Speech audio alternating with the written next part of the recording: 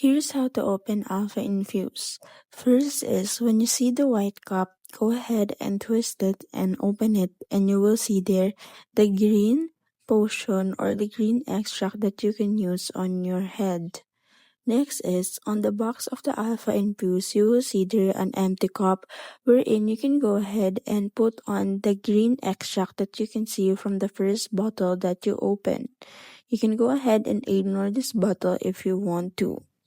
Now, if you're going to transfer it, do it just like this. Transfer the green extract to the another bottle and make sure that you will transfer all the extract that has been given to the second bottle. And then to use it, here's how you do it. Step 1. Take a bottle of essence and open it and pour it into the roller device. Use the roller device to evenly roll it over this cup, and no rinsing required. It can be used every morning and evening for better result.